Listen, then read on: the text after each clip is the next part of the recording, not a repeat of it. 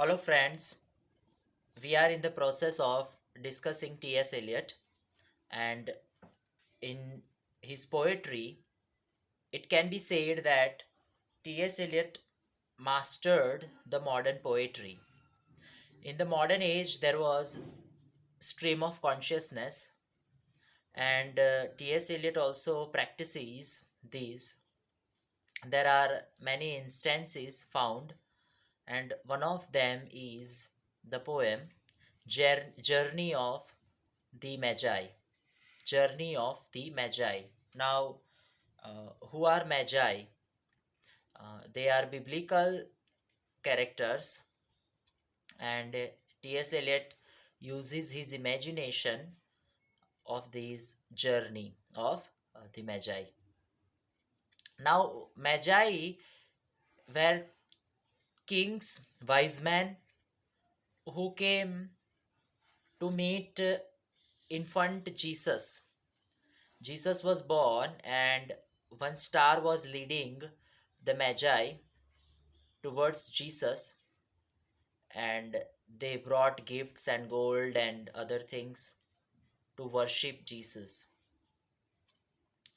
Now, the singular term for the Magi will be Magus, and T.S. Eliot imagines through the mind of one Magus, one of the Magi, what kind of a journey they had, to they are right now here and they want to go to meet Jesus Christ.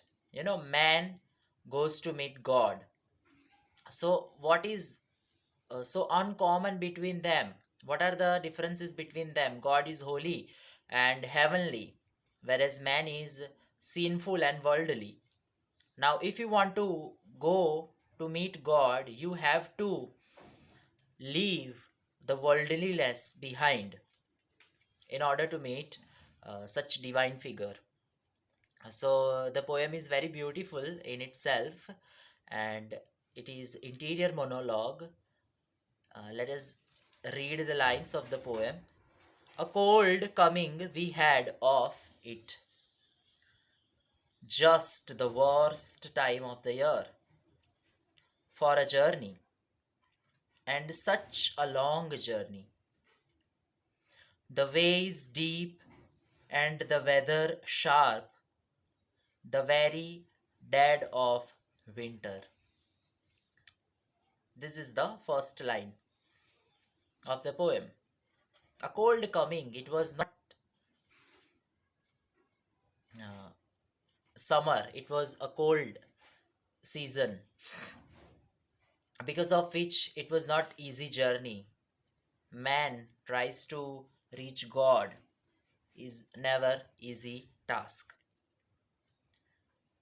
The camels which the Magi had, they were very refractory, they were unwilling to proceed. Therefore, the lines are, and the camels galled, sore footed, refractory, lying down in the melting snow. The snow was melting and they were, not in the willingness to go ahead. There were times we regretted the summer palaces on slopes, the terraces, and the silken girls bringing sharbat. You know, when you try to follow Christ, you have to leave the, worldly and temporary pleasures of the world. And the Magus says that we once regretted the, past and the summer season and the girls bringing sharbat. Then the camel man cursing and grumbling and running away and wanting their liquor and women. You know that camel man wanted liquor and women. And the night fires going out, and the lake of shelters, and the cities hostile, and the towns unfriendly, and the villages dirty and charging high prices. The villages were dirty, but they were charging high prices. A hard time we had of it. Again, the poet emphasizes on these conversion. He was worldly, then you are coming to God. So that journey is uh, not easy one.